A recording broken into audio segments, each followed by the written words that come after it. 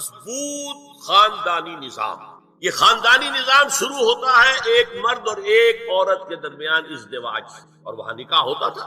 ان دونوں کے درمیان جتنی محبت ہوگی، جتنا قرب ہوگا، جتنا باہمی اعتماد ہوگا، اتنا ہی خاندان مضبوط ہوگا. اس لیے کہ یہ فرسٹ ڈائمنشن ہے خاندان، شوہر اور بیوی. اب شوہر اور بیوی کو اللہ نے اولاد دے دی، second dimension has been added now. استحکام خاندان کے لیے ضروری ہے کہ اولاد والدین کا ادب کرے، ان کی خدمت کرے ان کے بڑھاپے. یہ کہنے کی ضرورت نہیں تھی کہ اولاد سے محبت کرو، اولاد کی محبت تو دل میں ہے ہی ہے، اور اس کے لیے تو یہ کہنا پڑتا زیادہ محبت نہ کرو، زیادہ لاڈ پیار کرو گے بگڑ جائیں گے. ان کے محبت کی وجہ سے حرام میں منہ نہ مارو، انہیں اچھا کھلانا اچھا پہنانا یہ روکا گیا ہے. کہیں نہیں کہا گیا اپنی اولاد سے محبت کرو، وہ تو ہے کریں گے. ہاں لیکن بوڑھے والدین، قرآن میں 5 جگہ اللہ کے حق کے فوراً بعد والدین کا حق ہے. وَقَضَىٰ رَبُّكَ أَلَّا تَعْبُدُوا إِلَّا إِيَّاهُ وَبِالْوَالِدَيْنِ إِحْسَانًا أَنِ اشْكُرْ لِي وَلِوَالِدَيْكَ. دیکھیے سورہ لقمان میں أَنِ اشْكُرْ لِي، شکر کرو میرا، میں خالق ہوں تمہارا، رب ہوں تمہارا، وَلِوَالِدَيْكَ، اور اپنے والدین، کیونکہ وہ ذریعہ بنے ہیں تمہارے اس دنیا میں آنے کے. اور تم جب چھوٹے سے تھے انہوں نے پالا پوسا ہے، اپنا پیٹ کاٹ کر تمہیں کھلایا ہے، اپنی رات کی نیندیں حرام کر کے تمہیں پالا ہے. لہذا وَقَضَىٰ رَبُّكَ أَلَّا تَعْبُدُوا إِلَّا إِيَّاهُ وَبِالْوَالِدَيْنِ إِحْسَانًا. اور تیسری ڈائمنشن بہن بھائیوں میں رشتہ، اولو الارحام، صلہ رحمی کرو، اخوت. یہ 3 ڈائمنشن. ہمارا اسپیس کا تصور کیا ہے؟ 3 ڈائمنشنل اسپیس، چوڑائی، لمبائی اور اونچائی یا گہرائی. تو یہ 3 ڈائمنشنز ہے خاندان کے ادارے کی. اما یبلغن عندک الکبر احدہما او کلاہما، اگر ان میں سے کوئی ایک یا دونوں تمہارے پاس بڑھاپے کی عمر کو پہنچ ہی جائیں.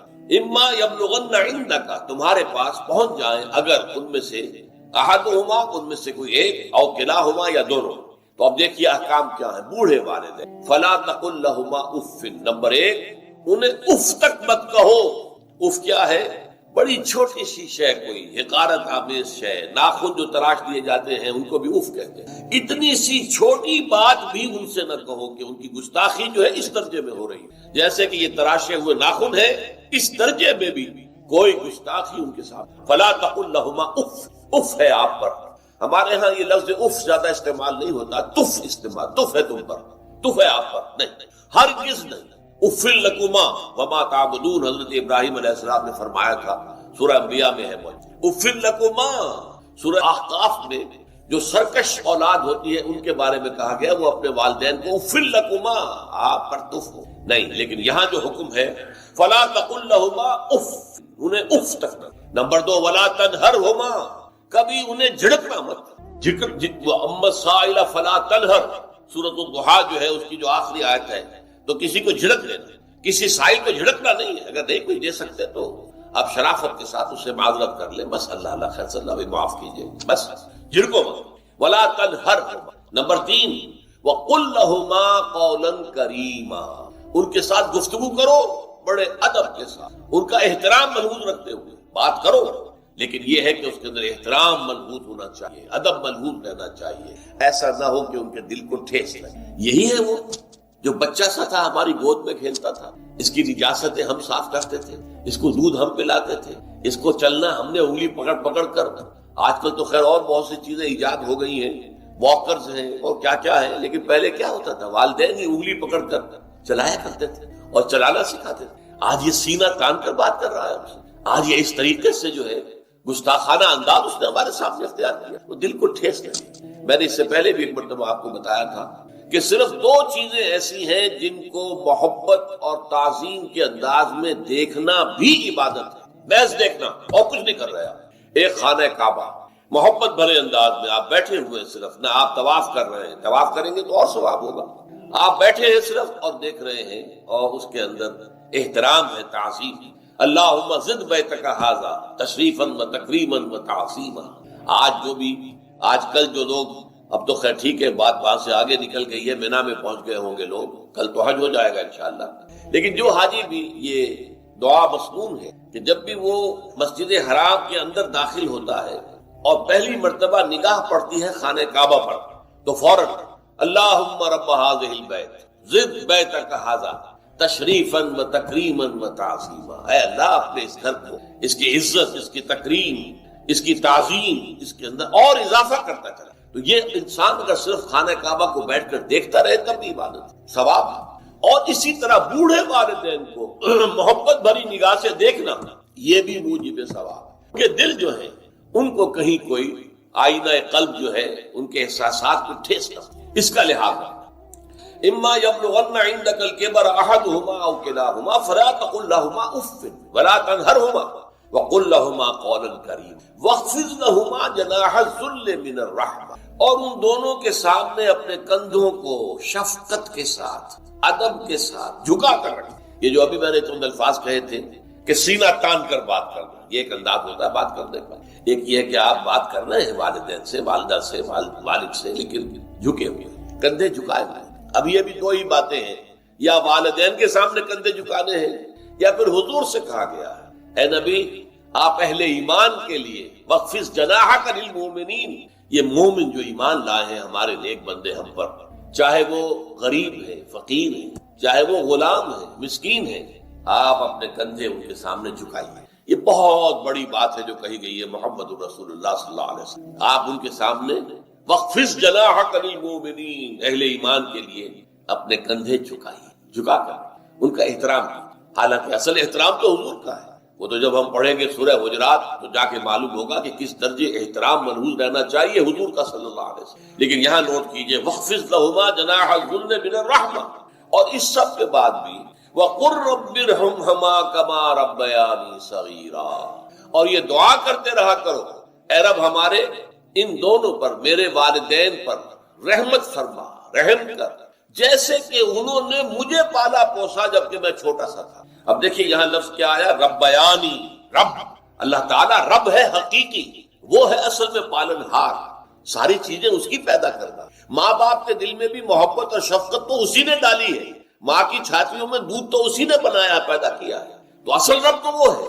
لیکن اس کی ربوبیت کا ظہور جو ہو رہا ہے عالم واقعہ میں، عالم مادی میں، وہ والدین کی ربوبیت ہے۔ والدین پال رہے ہیں، پوس رہے ہیں، اپنی راتوں کی نیندیں حرام کرتے ہیں، بچے کو تکلیف ہے تو والدین نہیں سو سکتے، کوئی اور معاملہ ہے تو اس ظاہر بات ہے کہ ان کا آرام چین بالکل حرام ہو جاتا ہے۔ یہ ہے در حقیقت۔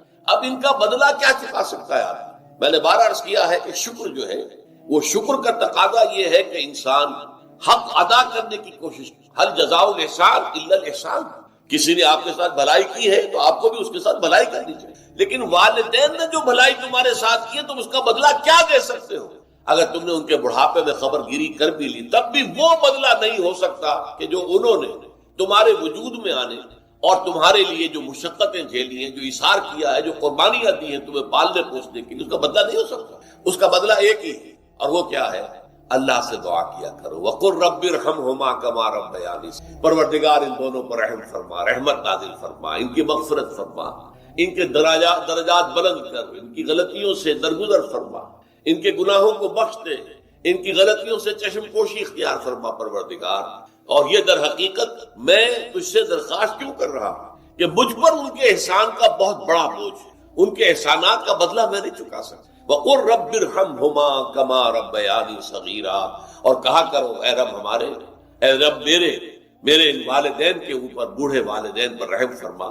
اور ظاہر بات ہے کہ یہ سلسلہ جو ہے یہ صرف زندگی کا نہیں ہے، ان کے انتقال کے بعد بھی رب ارحمہما کما ربیانی، رب اغفر لی ولوالدی وارحمہما کما ربیانی صغیرا، یہ آپ کی نمازوں کے ساتھ دعاؤں میں مستقل دعا ہو جانی چاہیے کہ پروردگار مجھے بھی بخشش فرما دے، مجھے بھی بخش دیجو، اور پھر میرے والدین کو بھی بخش دیجو، اور ان پر رحمت نازل کیجو جیسے کہ اس نے مجھے پالا پوسا تھا جبکہ میں چھوٹا سا تھا۔ وَقُلْ رَبِّ ارْحَمْهُمَا كَمَا رَبَّيَانِي صَغِيرًا۔ ابھی اس مضمون کا ایک اہم حصہ باقی ہے، اور وہ کیا ہے کہ والدین میں سے والدہ کا مقام جو ہے وہ 3 گنا زیادہ ہے۔ اس پر انشاءاللہ تعالی اب اگلی نشست میں گفتگو ہوگی۔ اقول قولی ھذا واستغفر اللہ لی ولکم ولسائر المسلمین والمسلمات۔ اللہ نے مضمون کی تکمیل کے لیے ووصینا الانسان بوالدیہ، اس سے پہلے سورہ عنکبوت میں آیا ہے ووصینا الانسان بوالدیہ حسنا، ہم نے انسان کو وصیت کی ہے والدین کے حق میں بھلائی، ایک سلوک۔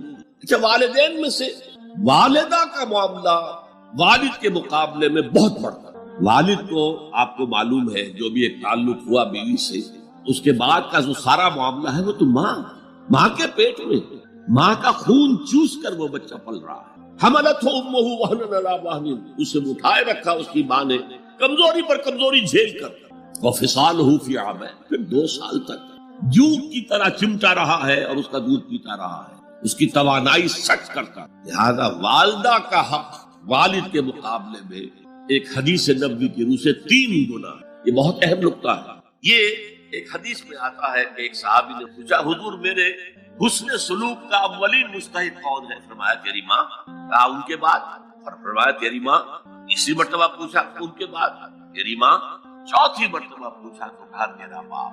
گویا کہ والدہ کا حق اس کی خدمت، اس کے ساتھ نرمی، کہیں اس کے دل کو ٹھیس نہ پہنچا دے، اس لیے کہ بڑا سخت قسم کا نفسیاتی معاملہ ہوتا ہے۔ آپ کو معلوم ہے جب بچے تھے ہم تو اپنے والدین محبت کا مرکز تھے، ان کی ساری محبت ہم پر مرکوز تھی، ہم بھی ان کی شفقت کو مانتے تھے، محبت کرتے تھے۔ ہماری شادی ہو گئی، اولاد ہو گئی تو ہمارا ایک نیا مرکز محبت وجود میں آ گیا، بیوی سے محبت ہے، اولاد سے۔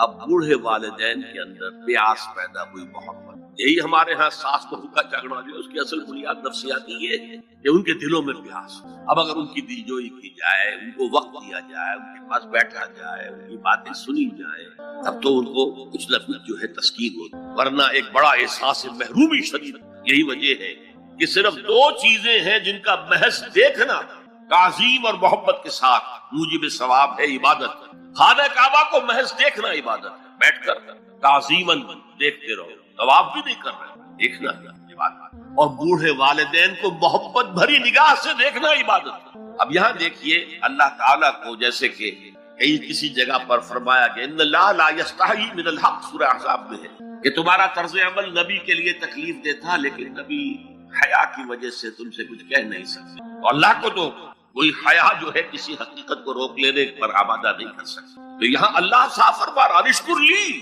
ولی والدین، پہلا شکر میرا ہے، خالق میں ہوں، والدین کے دل میں شفقت میں نے ڈالی ہے، مقدم شکر میرا ہوگا۔ ولی والدین، مخلوق میں سب سے زیادہ شکر والدین۔ اور یہ قرآن میں 5 جگہ آیا، وَقَضَىٰ رَبُّكَ أَلَّا تَعْبُدُوا إِلَّا إِيَّاهُ وَبِالْوَالِدَيْنِ إِحْسَانًا، سورہ بقرہ میں ہے، سورہ نساء میں، ان اشکر لی ولی والدین الی المصیر، لوٹنا تو میری طرف ہے، میں حساب لے لوں گا کہ تم نے میرا بھی شکر ادا کیا تھا یا نہیں، اور اپنے والدین کا بھی شکر ادا کیا۔ اب دیکھیے 2 چیزیں آئی، ایک شکر اللہ کا اور اس کا تقاضا شرک نہ، ایک شکر والدین کا۔ اگر یہ دونوں چیزیں ٹکرا جائیں، کس قدر منطقی ربط ہے قرآن مجید کی آیات میں۔ والدین حکم دے رہے ہیں شرک کرو، کیا کریں؟ آپ کے علم میں ہوگا حضرت سعد بن ابی وقاص رضی اللہ تعالی عنہ 10 مبشرہ میں نوجوان تھے، ایز اے ٹین ایجر ایمان لائے ہیں حضور۔ باپ کو فوت ہوئے عرصہ ہو گیا تھا، ماں نے بڑی محبت سے، مال بہت چھوڑ گیا تھا باپ، ناز و نام میں پالا۔ اب سعد ایمان لے آئے حضور، والدہ نے کہا تم نے اپنے باپ کے دین کو چھوڑ دیا، میں جان دے دوں گی اگر تم اس سے واپس نہ آئے، اور اپنے مشرکانہ عقائد کو تم نے دوبارہ اختیار نہ کیا، مرن برت رکھ لیا۔ اب کیا بیت رہی ہوگی، کس قدر سلیم الفطرت نوجوان کا سعد جو نوجوانی میں حضور پر ایمان لائے، لیکن فطرت کے اندر جو چیز مثبت تھی، والدین کا ادب، اللہ جسے اپنی طرف منسوب کر رہا ہے وہ فطرت ہے۔ اب یہ ٹکرا رہے ہیں، کیا کریں؟ آیت نازل ہوئی، اور یہ آیت قرآن کبوت میں بھی ہے، جیسا کہ میں نے کہ نہیں، یہاں اگر وہ تمہیں مجبور کرے، جاہداک کا لفظ بھی یہاں پہ نوٹ کیجئے، اگر تم سے جہاد کرے، یہ جہاد صرف مسلمان نہیں کرتا، جہاد تو کافر بھی کرتا ہے، مشرک بھی کرتا ہے، لیکن جہاد ہے، مجبور کر رہے ہیں، پریس کر رہے ہیں کہ اپنے آبائی دین میں واپس آ جائے۔ مصعب بن عمیر کو برہنہ مادرزاد کر کے چچا نے نکال دیا، نہایت ناز و نام میں پلا ہوا نوجوان۔ نہرو جی کے بارے میں کہا جاتا ہے ان کے کپڑے پیرس سے سل کر آتے تھے، ان کا 200 درہم کا جوڑا شام سے تیار ہو کر آتا تھا، باپ اتنی دولت چھوڑ، اور جہاں سے مصعب گزر جاتا تھا خوشبو اتنی رچی بسی ہوتی تھی ان کے لباس میں کہ پوری گلی، پورا بازار مہک جا رہا ہے، لوگ ہاں مصعب جا رہا ہے۔ جب ایمان لے آئے، چچا نے کہا دیکھو یہ ساری دولت تمہارے مشرک باپ کی، اب نکل جاؤ گھر سے، تمہارا کوئی حق نہیں ہے۔ اٹھ کر چلنے لگے، کہا یہ کپڑے جو تمہارے جسم پر ہے وہ بھی اسی مشرک باپ کے، اتار دو۔ مادرزاد برہنہ ہو کر ماں کے پاس، انہوں نے آنکھوں پر ہاتھ رکھے، وہ سب کیا ہوا ہے؟ کہا ماں میں موحد ہوں، یہ ہے توحید۔ موحد اپنے آپ کو سمجھنا کچھ اور ہے، زندہ قوت تھی زمانے میں، یہ توحید کبھی اور اب کیا ہے؟ فقط ایک مسئلہ علم کلام. وَإِن جَاهَدَاكَ عَلَىٰ أَن تُشْرِكَ بِي مَا لَيْسَ لَكَ بِهِ عِلْمٌ فَلَا تُطِعْهُمَا. اچھا یہ دو انداز آتے ہیں شرک کے بارے میں. مَا لَيْسَ لَكَ بِهِ عِلْم، تمہارے پاس کوئی علم نہیں ہے ان ہستیوں کے بارے میں جن کے بارے میں کہا جاتا ہے کہ وہ خدا کے شریک ہیں. عقل جو ہے یہ عقل انسانی تسلیم نہیں کرتی.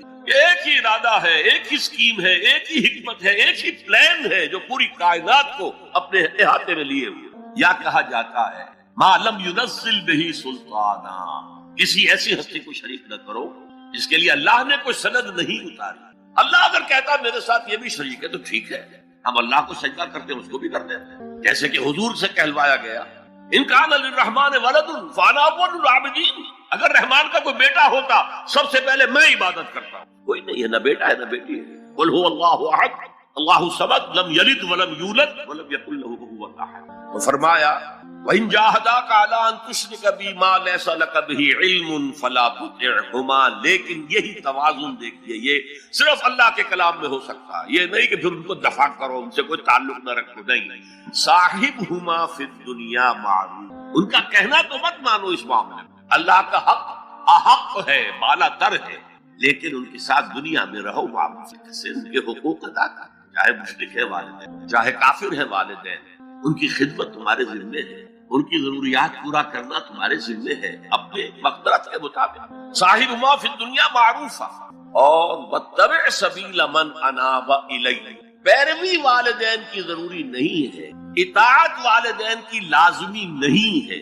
لا طاعت لمخلوق فی معصیت الخالق، کسی مخلوق کی اطاعت نہیں کی جا سکتی اگر اس سے خالق کی معصیت لازم آ رہی. تو والدین کے لیے بھی ہے، اطاعت مطلق نہیں ہے، پیروی ان کی ضروری نہیں ہے. پیروی اس کی کرو جس نے اپنا رخ میری طرف کر لیا. ابھی اللہ کا کلام چل رہا ہے، درمیان میں جو آیا اتباع اس کی. دیکھو کون ہے جس نے اپنا رخ میری طرف کر لیا ہے، پیروی اس کی کرو، والدین کی نہیں.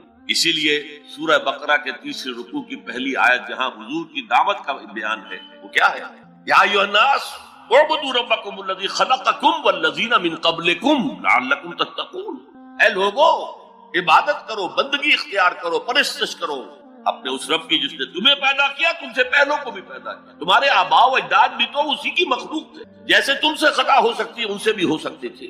لہذا یہ دلیل نہیں. وہ کہتے تھے ما وجدنا علیہ آبانا، ہم تو اسی کی پیروی کریں گا جس میں ہم نے اپنے آباء و اجداد کو پایا ہے. تو آباء و اجداد کی پیروی ضرور. وَاتَّبِعْ سَبِيلَ مَنْ أَنَابَ إِلَيَّ ثُمَّ إِلَيَّ مَرْجِعُكُمْ، پھر میری ہی طرف تم سب کو لوٹنا ہے. فَأُنَبِّئُكُمْ بِمَا كُنتُمْ تَعْمَلُونَ، پھر میں گنتی کر کر کے نبا تنبیہ پوری طرح بتا دینا، آگاہ کر دینا. ایک تنبیہ ہے، وارن کرنا، ایک تنبیہ یہ ہے خبر دے دینا پوری طریقے سے، وضاحت کے ساتھ. نبا سے فَأُنَبِّئُكُمْ بِمَا كُنتُمْ تَعْمَلُونَ، جو کچھ کیا قرآن مجید میں 5 جگہ اللہ کے حق کے بعد فوراً والدین کا حق ہے.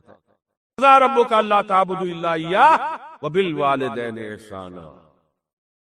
تیرے رب نے فیصلہ کر دیا ہے کہ اس کے سوا کسی کی بندگی نہیں کرو گے اور والدین کے ساتھ نیک سلوک کرو گے. اللہ کے حکم کے بعد، اللہ کے حق کے بعد والدین کا حق ہے. سورہ لقمان میں انشکر لی ولوالدیک، شکر ادا کرو میرا بھی اور اپنے والدین کا بھی. اور سورہ بنی اسرائیل میں تو کیا تفصیل آئی ہے. اما یبلغن عندک الکبر احدہما او کلاہما فلا تقل لہما اف ولا تنہرہما وقل لہما قولا کریما واخفض لہما جناح الذل من الرحمۃ وقل رب ارحمہما کما ربیانی صغیرا. اگر تمہارے والدین میں سے ایک یا دونوں تمہارے پاس بڑھاپے کی عمر کو پہنچ ہی جائے، انہیں کبھی اف تک نہ کہنا، دل نہ توڑنا، چھاتی چوڑی کر کے بات نہ کر دو، کندھے جھکا کر بات کر دو، ادب سے گفتگو کرنا. قل لہما قولا کریما واخفض لہما جناح الذل من الرحمہ، اپنے کندھوں کو جھکا کرنا اور پھر یہ کہنا، اللہ سے دعا کرنا، رب ارحمہما کما ربیانی صغیرا، پروردگار میرے ان والدین پر رحم فرمائیو جیسے کہ انہوں نے مجھے پالا تھا جبکہ میں چھوٹا سا. تو خاندان کے نظام کو مستحکم کرنے کے لیے 3 ڈائمنشنز ہیں. جیسے ایک کمرہ ہے، چوڑائی ہے، لمبائی ہے، اونچائی ہے. پہلے تو شوہر اور بیوی کے درمیان بانڈ آف لو، اب یہ شوہر اور بیوی پیرنٹس بن گئے ہیں، والدین بن گئے، اولاد آ گئی، سیکنڈ ڈائمنشن ایڈ ہو گئی، ادب، عزت، اور بہن بھائی ہے اخوت، جس کو کہ وہ کہہ رہا ہے جی ویلز بھی فریٹرنٹی، خاندان کا ادارہ مستحکم۔ یہاں ایک نقطہ اور بیان کر دوں، لیگل لیول پر بیوی کے حقوق کم ہیں شوہر کے زیادہ، الرجال قوامون علی النساء، سیدھی سیدھی بات ہے، اور ہمیں ڈٹ کر کہنا چاہیے، اس سے زیادہ معقول بات کوئی نہیں۔ کسی ادارے کے دو سربراہ برابر کے اختیارات والے نہیں ہو سکتے، لیکن اخلاقی طور پر جو ماں کا حصہ ہے، باپ کا حصہ اس سے 1/3 ہے۔ قرآن مجید میں آیا ہے نا، حملتہ امہ وہنا علی وہن وفصالہ فی عامین ان اشکر لی ولوالدیک، اسے اٹھائے رکھا اس کی ماں نے اپنے پیٹ میں، کمزوری پر کمزوری جھیل، کمزوری تو ہو رہی ہے، اس کا خون چوس رہا ہے اندر، جھوک جو ہے وہ چوس رہی ہے خون اس کا، اور سب ماؤں کو تو اتنی نرشمنٹ موجود نہیں ہوتی کہ آپ پریگننسی میں اس کے لیے ضروری نرشمنٹ فراہم کر دیں۔ وہنن علی وہن، کمزوری پر کمزوری جھیل کر بھی اپنے پیٹ پہ اٹھائے رکھا، وفصالہ فی عامین، اور پھر دودھ چھڑانا ہوا 2 سالوں میں، وہ دودھ جو ہے وہ پھر اس کی چھاتیوں سے چمٹ گئی، لہذا اس کا حق 3 گنا زیادہ ہے باپ سے۔ ایک صحابی حضور سے پوچھتے ہیں، حضور میرے حسن سلوک کا اولین مستحق کون ہے؟ فرمایا تمہاری والدہ۔ پھر پوچھا ان کے بعد کون؟ پھر کہا تمہاری والدہ۔ پھر پوچھا ان کے بعد کون؟ پھر کہا تمہاری والدہ۔ پھر پوچھا ان کے بعد کون؟ تو کہا تمہارے والد۔ 3 درجے، اور یہ جو فرمایا الجنت تحت اقدام الامہات، جنت تو ماؤں کے قدموں تلے ہے، یہ باپ کے بارے میں تو نہیں فرمایا۔ یہ ہے ایکویشن، بیلنس۔ اسلام قسط کی بات کرتا ہے، انصاف کی بات نہیں کرتا۔ انصاف تو یہ کہ آدھی روٹی ادھر دے دو، آدھی ادھر دے دو، انصاف ہے، یہ اچھی چیز ہے۔ یہ قسط یہ ہے کہ بوجھ اٹھانا ہے تو جو زیادہ قوی ہے اس کو زیادہ بوجھ دو اٹھائے، اور جو کمزور ہے اسے کم بوجھ دو، یہ قسط۔ تو اسلام نے عورتوں پر ذمہ داریاں کم رکھی، ان کے اختیارات کم رکھے، لیکن اولاد پر حق ماں کا 3 درجے، اور اس کے ضمن میں جو پیشین گوئیاں احادیث نبویہ میں موجود ہیں، جو میں کم سے کم یوں سمجھیے کہ 25 برس سے بیان کرتا آ رہا ہوں، لیکن اب وہ چشم سر کے سامنے آ رہی ہے۔ پہلے وہ صرف یہ کہ انسان کو علمی اعتبار سے معلوم تھی، اب وہ صورتحال آنکھوں کے سامنے ہے۔ تو اس پر چونکہ گفتگو ہوتی رہی، لیکن ہر مرتبہ گفتگو کا اختتام اس پر ہوا کہ اس کا علاج کیا ہے، بچنے کا راستہ اجتماعی توبہ۔ انفرادی توبہ سے انسان اپنے گناہوں کی سزا سے بچ جاتا ہے، آخرت میں اللہ تعالیٰ اسے اپنے عفو درگزر کا، اپنی رحمت کا، اپنے فضل کا مستحق قرار دے دیتا ہے۔ لیکن دنیا میں قوم کی حالت نہیں بدلتی جب تک اجتماعی توبہ نہ ہو۔ آج میں چاہتا ہوں کہ اس توبہ کے موضوع پر کچھ عرض کروں۔ یا ایھا الذین آمنوا توبوا الی اللہ توبۃ نصوحا، اہل ایمان اللہ کی جناب میں توبہ کرو، خلوص کے ساتھ، اخلاص کے ساتھ۔ توبۃ النصوح، زبانی کلامی نہیں، توبہ کی تسبیح نہیں، بالفعل۔ عسیٰ ربکم ان یکفر عنکم سیئات، امید ہے تمہارا رب تمہاری برائیوں کو تم سے دور کر دے گا، یہ توبہ کی تاثیر ہے۔ وَيُدْخِلَكُمْ جَنَّاتٍ تَجْرِي مِن تَحْتِهَا الْأَنْهَارُ، اور تمہیں داخل کرے گا ان باغات میں جن کے دامن میں ندیاں بہتی۔ ترمذی اور ابن ماجہ میں حضرت انس ابن مالک رضی اللہ تعالی عنہ سے روایت ہے، حضور نے فرمایا تمام بنی آدم خطا کار ہیں، خطا کار بھی نہیں، بہت خطا کار ہیں، بہت خطا کار ہیں، لیکن ان خطا کاروں میں بہتر لوگ وہ ہیں جو خوب توبہ کرتے، غلطی ہو گئی توبہ کریں۔ اور ایک اور حدیث میں آپ کو بتاؤں گا کہ یہ نہیں ہے کہ پھر کبھی وہ غلطی نہ ہو، اس وقت آپ یہ لگا لیں اپنے اوپر یہ کام میں نے نہیں کرنا، اور ایک دفعہ وہ کام چھوڑ دیں، تو توبہ ہو گئی. پھر اگر کچھ عرصے کے بعد پھر کہیں آپ جذبات کی رو میں بہ گئے، پھر کہیں کوئی برے اثرات جو ہے وہ پڑے، پھر غلطی، کوئی بات نہیں، پھر ہو گیا، پھر توبہ کر. تواب اسی لیے کہا بار بار توبہ کر. دوسری حدیث ابن ماجہ اور بہقی میں ہے، حضرت عبداللہ ابن مسعود رضی اللہ تعالی عنہ، التائب من الذنب کمن لا ذنب لہ، گناہ سے توبہ کرنے والا ایسے ہے جیسے اس نے کبھی گناہ کیا ہی نہیں. دھل جاتی ہے، تختی دھل گئی، بچے نے تختی لکھی تھی اس کو دھو دیا، ختم ہو گئی. ایک حدیث تو پڑھ کر میں بھی چونکا، والذی نفسی بیدہ لو لم تذنبوا لذهب اللہ بکم ولجاء بقوم یذنبون فیستغفروا اللہ فیغفر لهم. اگر تم لوگ گناہ نہ کرتے تو اللہ تمہیں ختم کر کے کوئی اور ایسی مخلوق پیدا کرتا کہ جو گناہ کرے اور پھر وہ توبہ کرے اور اللہ اسے معاف. یہ اصل میں اسلوب ہے بیان کا، بتانے کے لیے کہ تمہارے دلوں کے اندر مایوسی کا غلبہ نہ ہو. اگر گناہ نہ ہوتا اور پھر توبہ نہ ہوتی اور میں اس کو معاف نہ کرتا تو میری شان غفاری کا ظہور کیسے ہوتا؟ میری شان ہے نا، غفار بھی ہوں، ستار بھی ہوں، اس کا ظہور کیسے ہوتا؟ اسی سے ملتی جلتی ایک حدیث ہے، یہ امام احمد اور امام بہقی لائے ہیں اور اس کے راوی حضرت علی ہے رضی اللہ تعالی عنہ. اللہ تعالیٰ کو بہت محبت ہے، یحبہ. اب دیکھیے ایک طرف وہ آیات ذہن میں لائیے، اللہ تعالیٰ کن سے محبت کرتا ہے؟ اللہ محبت کرتا ہے اپنے ان بندوں سے جو اس کی راہ میں جنگ کرتے ہیں، صفے باندھ کر، گویا سیسا پلائی ہوئی دیوار ہے. یہ ہے مثبت کام، نیک کام، محسنین، اللہ کی راہ میں قتال کرنے والے. یہاں اس کے برعکس کہا جا رہا ہے ان اللہ یحب، اللہ تعالیٰ محبت کرتا ہے اپنے اس بندے سے، العبد المومن، جو مومن ہو. اس کی ایک اور بڑی پیاری حدیث آئے گی، المفتن التواب، جو بہت فتنوں میں مبتلا ہو جاتا ہو اور پھر بہت توبہ کرتا ہو. مفتن التواب، لیکن ساتھ ہی پلٹتا ہو، رجوع کرتا ہو، پھر اللہ کے حضور میں حاضر ہوتا ہو، پھر معافی مانگتا ہو. اللہ تعالیٰ کو اپنا ایسا بندہ بہت پسند ہے. تو بہت ہیں حدیثیں، میں نے ان میں سے کچھ چنی ہیں. ہمارے بعض واعظ ناصح وہ بھی کسی شخص کو روکتے رہے، برائیوں سے روکتے رہے، نہیں رکتا تو کہیں غصے میں آ کے اللہ تجھے کبھی معاف نہیں کرے گا. یہ کتنا بڑا جرم ہے، اس کا اندازہ کیجئے. اس حدیث تم میرے بندے کو میری رحمت سے مایوس کر رہے ہیں، کتنا بڑا جرم ہے، اس کا اندازہ کیجئے. یہ مسلم شریف کی روایت ہے عن جندب، حضرت جندب رضی اللہ تعالیٰ عنہ سے، کہ ایک شخص نے یہ کہا کہ خدا کی قسم اللہ تعالیٰ فلاں شخص کو کبھی معاف نہیں کرے گا. اس پر اللہ تعالیٰ نے یہ فرمایا، یہ کون ہے جو میرے اوپر حکومت کرنے والا آ گیا، جو میری طرف سے حکم لگا رہا کہ میں کبھی معاف نہیں کروں گا، کہ میں فلاں شخص کو کبھی معاف نہیں کروں گا. قد غفرت لفلان، اس کو تو میں نے معاف کر دیا. واحبطت عملہ، اس شخص کے تمام اعمال میں نے ضائع کر دیے کہ تم نے میرے بندے کو مایوس کیا. یہ ہے جرم کی انتہا. تو توبہ کی دعوت دیتے رہو، توبہ کے لیے لوگوں کو آمادہ کرتے رہو، توبہ جو ہے اس کے لیے ترغیب دیتے رہو.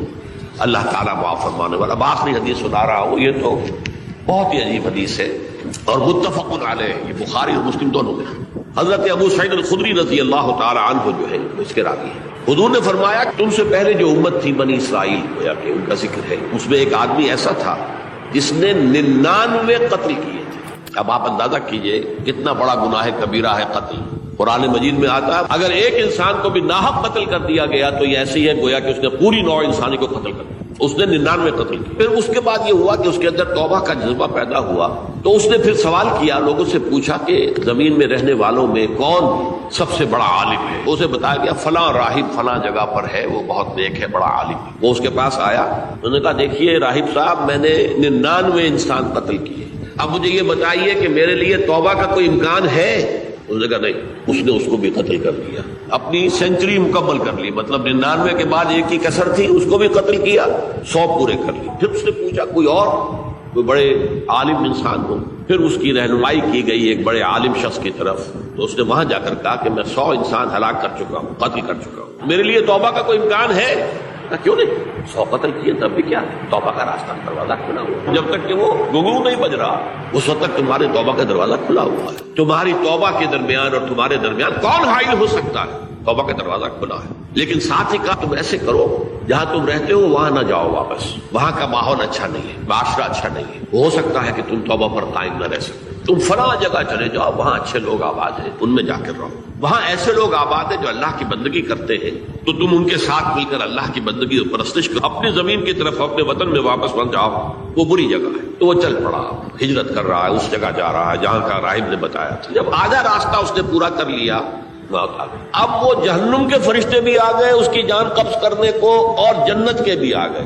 رحمت والے جو فرشتے ہیں، جنت والے، انہوں نے کہا یہ شخص توبہ کر کے اللہ تعالیٰ کی طرف ہجرت کر رہا تھا، اس لیے اس کی نیت کی بنیاد پر اب یہ جنتی ہے، لہذا اس کی روح ہم قبض کریں۔ عذاب والے فرشتے ہیں، وہ کہیں گے تو نے توبہ کے بعد کوئی نیک عمل تو کیا ہی نہیں، تو کس بنیاد پر اس کو تم جنت میں لے جاؤ گے؟ اس کو تو دوزخ میں جانا چاہیے۔ ان کے پاس اللہ نے ایک اور فرشتے کو بھیج دیا، آدمی انسانی شکل کے اندر، اور فرشتوں نے کہا بھائی ہمارا فیصلہ کرا دو، اس کی روح ہم لینا چاہتے ہیں یا ہم لینا چاہتے ہیں۔ انہیں حکم بنا دیا کہ تم فاصلہ ناپ لو جہاں سے وہ چلا ہے اور جہاں جا رہا تھا، اور یہاں اس کی موت ہو رہی ہے، تو کون سا فاصلہ زیادہ ہے؟ جب ناپا گیا، بلکہ ایک حدیث میں آتا ہے کہ اس پر اللہ نے زمین کو جو ہے حکم دے دیا، ایک طرف والی زمین تو سکڑ جا، دوسری والی جو ہے تو پھیل جا، تاکہ وہ جو جا رہا تھا وہ زیادہ قریب ہو جائے بنسبت سے کہ جہاں سے وہ چلا۔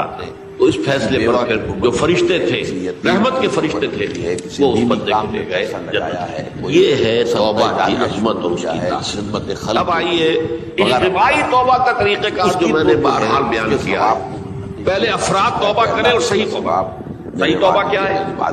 ہماری زندگیوں میں کوئی حرام شے ہے فوراً نکال، ہماری معاشرت اور اس معاشرے میں رہتے ہوئے جو قانون ہے جس کے ہم پابند ہیں، ہم کسی زانی کو رجم نہیں کر سکتے، ناممکن ہے، یہ تو قانون ہی بنے گا تب ہوگا۔ ہم کسی چور کا ہاتھ نہیں کاٹ سکتے، تو قانون بنے گا تو تو ہم ان چیزوں پر عمل نہیں کر سکتے قانوناً، ان کے علاوہ باقی پوری شریعت جس پر عمل کیا جا سکتا اس پر عمل پیرا۔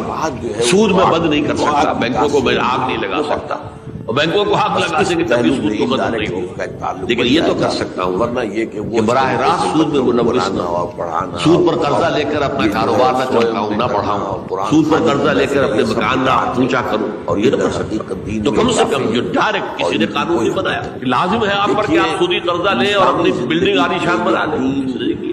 آپ کے معاشرے میں کوئی قانون نہیں بنا کہ پردہ ختم، یہ اگر کر رہے ہیں تو آپ مجھے ہماری فحاشی ہے، اریانی ہے، لیکن جوز آپ خود کرتے ہیں، فیصلے کا اختیار آپ کا ہے۔ تو جن چیزوں کے اندر بھی گناہ سے بچنے کا امکان ہے اس کو عملاً ترک کیا جائے، اور نمبر 2 عزم مصمم کر لیا جائے کہ اللہ اب بقیہ زندگی جتنی بھی ہے اس میں اپنی توانائیاں، اپنی قوتیں، اپنی صلاحیتیں صرف کروں گا تیرے دین کی تبلیغ اور تیرے دین کے قائم کرنے کی جدوجہد۔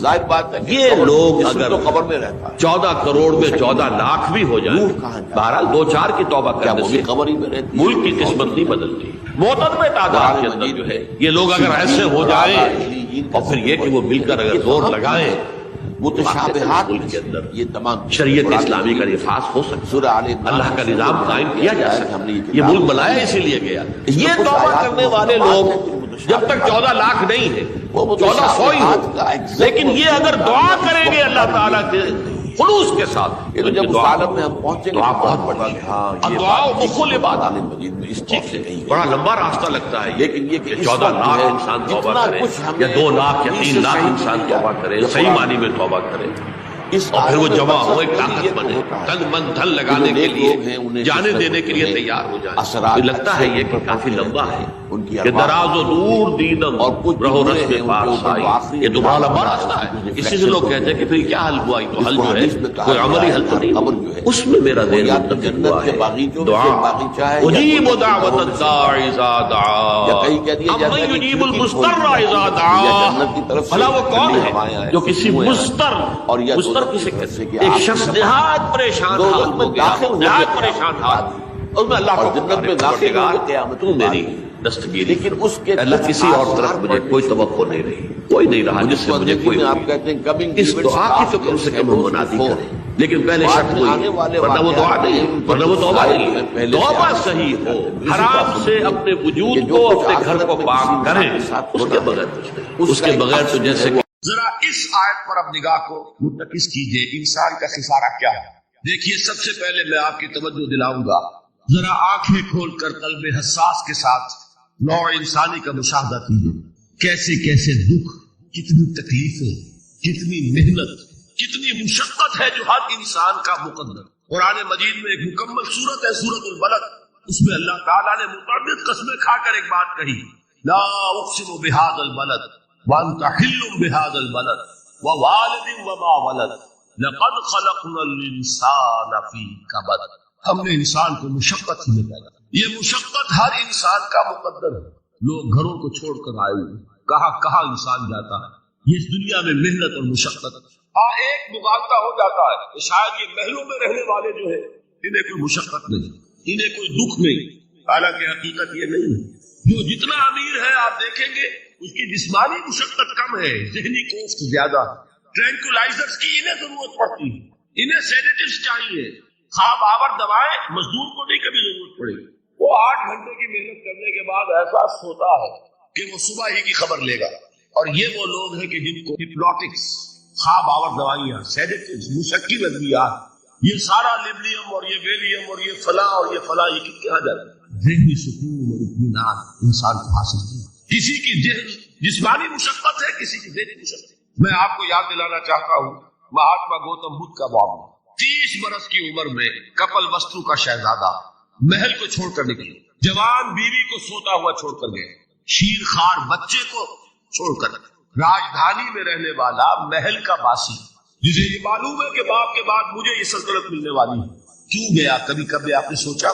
उसने इंसान के गम और दुख का मुशाहिदा, उसने देखा कोई अंधा है ठोकर खाकर गिर रहा, कोई वालिदैन खड़े हुए रो रहे हैं और उनकी निगाहों के सामने उनका निहायत महबूब बच्चा दम तो, और वो कुछ नहीं कर सकता। उसने सोचा ये सदमा क्यों मिलता है, ये दुख उसका मुकद्दर क्यों है? इस सदमे से, इस दुख से निजात पाने की भी कोई शक्ल है कि नहीं? इंसानों की एक अजीम अक्सरियत, शाह वलीउल्लाह देहलवी रहमतुल्लाह अलैह के अल्फाज हैं कि वो लद्दू ऊंट और कोलू का बैल बनकर जिंदगी, जो 8 घंटे तक ईंटें ढो रहा, उस शख्स का तसव्वुर कीजिए, वो वाकई इंसान है या हैवान बन गया है? और 8 घंटे की इस मेहनत के बाद भी हो सकता है कि 2 वक्त की रोटी उसे पूरी लगे। और ये तो हो सकता है, नहीं होता है कि अगर बच्चा बीमार पड़ गया है तो शायद कोई बर्तन बेचे बगैर उसकी दवा का सामान न। ऐसा शख्स कितने बोझल खुला दबा, कितनी मुशक्कत के अंदर पिसा हुआ, लड्डू और कोलू का बैल, इंसानों की अजीम अक्सरियत की सतह पर जिंदगी गुजर। लेकिन आपको मालूम है कि कोलू के बैल के लिए मुशक्कत ही मुशक्कत है, उसके एहसासात ये नहीं है, क्योंकि उनसे इंसान को जो सदमा पहुंचता है, एक बैल को इससे कोई गरज नहीं कि उसका कोई बच्चा भी था कि नहीं था, उसको कोई बुखार हुआ है या क्या हुआ है, इस सदमे से वो बैल बचा हुआ। घोड़े को कोई पता नहीं कि मेरा भी कोई औलाद मेरी है या नहीं है और मुझे उसका कोई सदमा है या दुख है, कोई पता नहीं। लेकिन इंसान का मामला ये है कि वालिदैन को जो जो दुख देखने पड़ते हैं अपने बच्चों की, अपनी औलाद की, रात की नींद हराम है इसलिए कि बच्चा बुखार में तप रहा है या दर्द से तड़प रहा है, लिहाजा नमाज हो सकती है ना बात।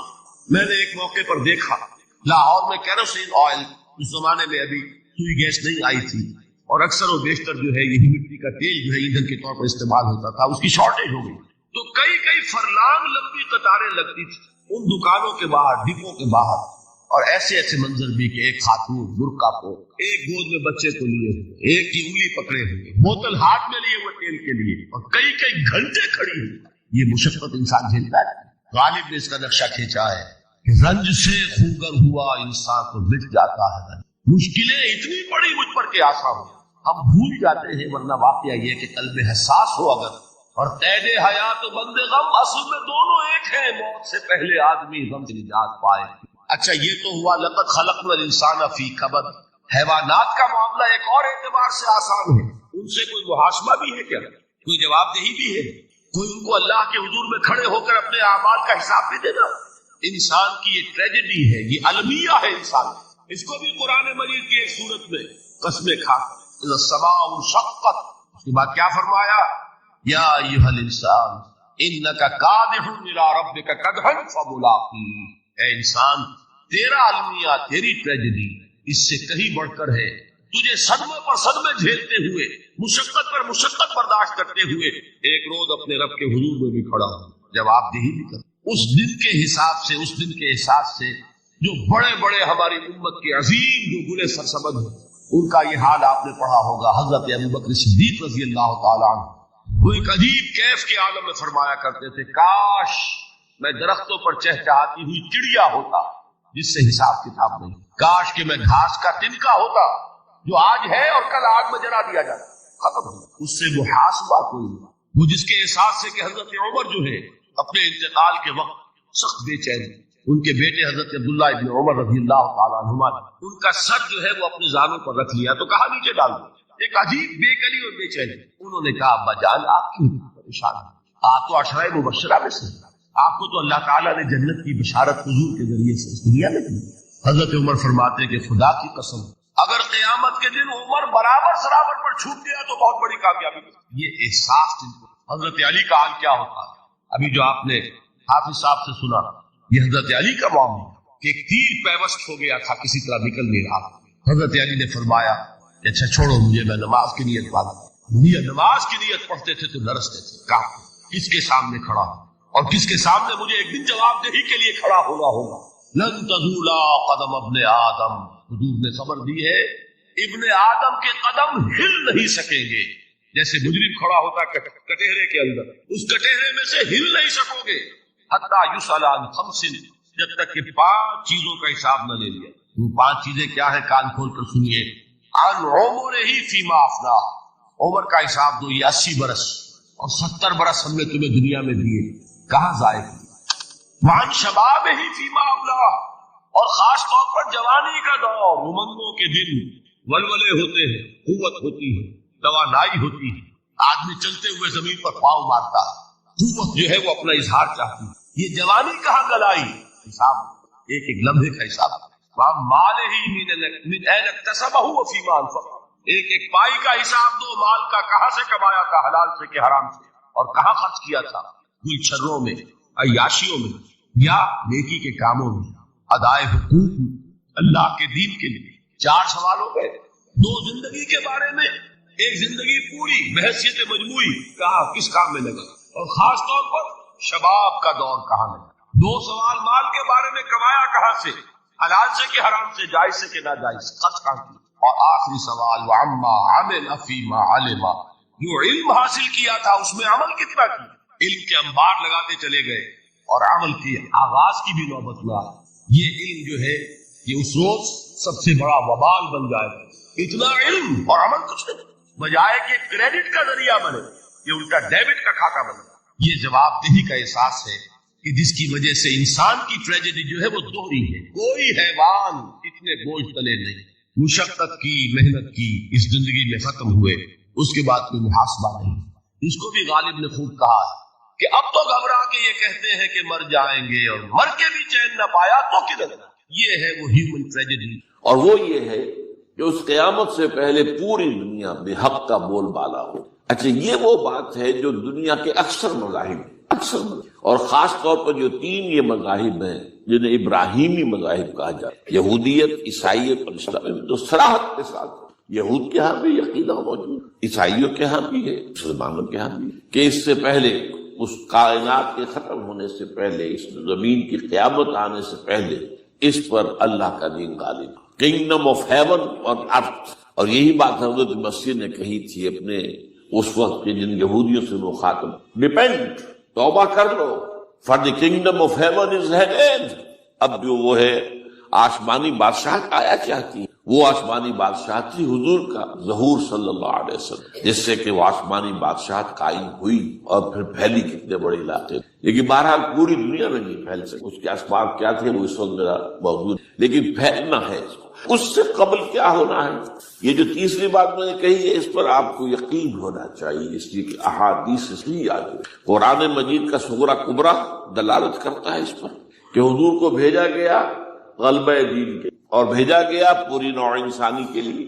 تو جب تک پوری نوع انسانی پر دین غالب نہ ہو تو حضور کا مقصد ابھی مکمل نہیں. اسی کو اقبال نے کہا تھا، وقت فرصت ہے کہاں، کام ابھی باقی، نور توحید کا اتمام ابھی باقی. یہ چمن معمور ہوگا نغمہ توحید سے، ایک وقت آئے گا یہ پورا یہ قرآن جو ہے نغمہ توحید کے ساتھ اس کا جو ہے گونج جائے گا. لیکن یہ ابھی تو نہیں ہوا ہے، نہ ہونا ہے. اس سے پہلے کا معاملہ ایک ہے کہ جس کی خبریں دی گئی ہیں، اور وہ ہے کہ قیامت میں اس نظام دین حق کے غالب ہونے سے پہلے بڑی خوفناک جنگوں کا ایک سلسلہ ہے جس کی خبریں، یہ یہود کے ہاں بھی ہیں خبریں موجود، عیسائیوں کے ہاں بھی ہیں، جو بائبل کا آخری باب ہے، ریولیشن آف سینٹ جان، وہ کاشفات یوحنا ترجمہ کیا، اور حضور کی احادیث، ملاحم، باب الملاحم، یہ بہت سی کتابوں کے اندر باقاعدہ ابواب ہے، ایک باب الملاحم، جنگوں کا، ان میں سے ایک جنگ وہ ہے جسے کہا ہے اس یوحنا کی مکاشفات میں آرمگدان، اور غالباً اسی کو حضور نے قرار دیا ہے الملحمۃ العظمیٰ، عظیم ترین جنگ، الملحمۃ۔ تو یہ بھی یقینی چیزیں ہیں کہ یہ ملاحم کیوں ہوگی۔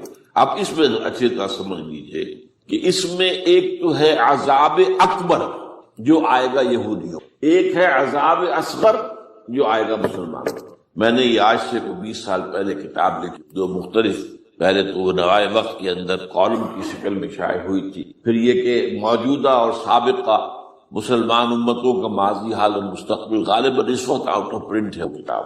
بہرحال جن کو بھی دلچسپی ہو وہ اسے کہیں سے حاصل کر لے، لائبریری مکتبے سے آئیے پڑھے۔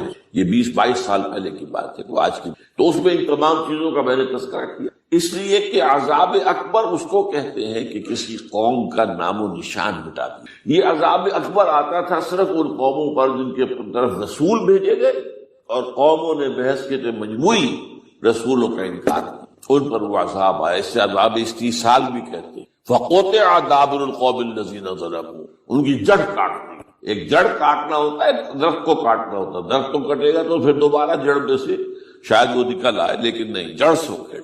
لا یرا الا مساکنہم، یہ عذاب جو ہے اب کسی قوم پر نہیں آ سکتا، اس لیے کہ اب کوئی رسول پائے گئے نہیں، لیکن ایک قوم پر یہ تاریخ کے قرضے کی حیثیت سے موجود، اور وہ قوم یہود ہے۔ ان کی طرف رسول بھیجے گئے حضرت عیسیٰ ابن مریم، رسولا الی بنی اسرائیل، اور انہوں نے یہ بات تو بہت دور کی تھی کہ مانتے انہیں اور ان پر ایمان لاتے، الٹا جو کچھ کیا ہے آپ کو معلوم ہے، انہیں ولد الزنا قرار دیا، جادوگر قرار دیا، واجب القتل قرار دیا، اور اپنے بس پڑتے سولی پر چڑھوا کر دب دی۔ حالانکہ بات ہوا یہ نہیں ہے، اللہ نے اس سے پہلے ہی زندہ اٹھا دیا آسمان پر، دوبارہ وہ آئیں گے۔ بہرحال لیکن اس قوم کے اوپر وہ عذاب جو ہے وہ قرض ہے تاریخ کا، وہ قرض ادا ہوگا۔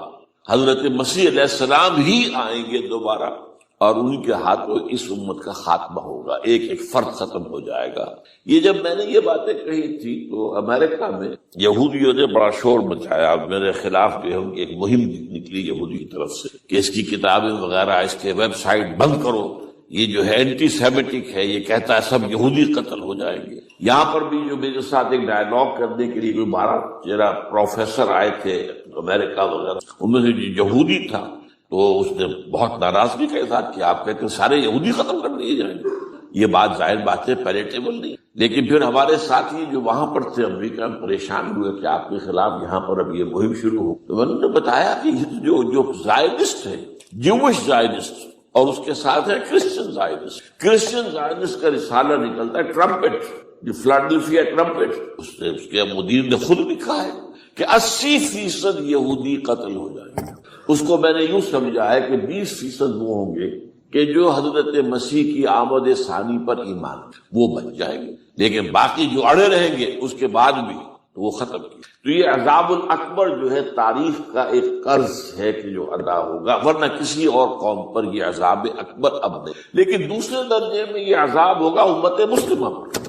امت مسلمہ بھی جو عذاب کی مستحق ہو گئی، وہ عذاب جو یہودیوں پر بہت پہلے آئے تھے، ضربت علیہم الذلۃ والمسکنۃ وباؤوا بغضب من اللہ، یہ تھا کہ نہیں تھا؟ حالانکہ انہوں تو یہ خیال تھا کہ we are the chosen people of the Lord, ہم تو اللہ کی منتخب قوم ہے، وی آر دی، قرآن کہتا ہے کہ ان کا قول یہ تھا نحن ابناء اللہ واحباؤہ، ہم تو اللہ کے بیٹوں کی طرح ہیں اور اللہ کی جو ہے بہت چہتے ہیں۔ عذاب آئے، نبوکدنضر کے ہاتھوں آیا، ایشورینز کے ہاتھوں آیا، پھر یونانیوں کے ہاتھوں، الیگزینڈر دی گریٹ کے ہاتھوں آیا، پھر رومنوں کے ذریعے سے آیا، اور پچھلی صدی میں جرمنوں کے ذریعے سے عذاب آئے۔ یہ عذاب، لیکن قوم ختم نہیں ہوئی، وہ عذاب اکبر نہیں تھے، یہ عذاب مختلف حصوں میں آئے اور بڑی بڑی تباہیاں آئیں، لیکن وہ عذاب اکبر نہیں۔ اسی طرح کے عذاب ہم پر بھی آئے، ہم پر کروسیڈرز آئے اور لاکھوں مسلمان قتل ہوئے۔ یروشلم ہمارے ہاتھ سے 88 برس تک نکلا رہا اور اس پر عیسائیوں کو قبضہ رہا۔ ندیاں خون کی بہہ گئی مسلمانوں، اور پورا میڈیٹرینین کا ایریا جو ہے تقریباً قبضے میں رہا ہے عیسائیوں، پورا یورپ اس وقت آیا تھا۔ جو کروسیڈ نا 250 برس تک وہ جاری رہے، waves after waves of the crusaders coming and attacking and conquering the cities, یہ جتنی بھی فلسطین وغیرہ کا علاقہ ہے جس کے اندر ان کا اثار ہے، اور شام کا علاقہ سارے۔ پھر آپ کو معلوم ہے ہمارے اوپر حساب اس سے بھی بڑا، اس سے کئی گنا بڑا آیا تاتاریوں کے ہاتھوں، کروڑوں کے قریب انسان جو ہے مسلمان قتل ہوئے۔ پھر اس کے بعد آپ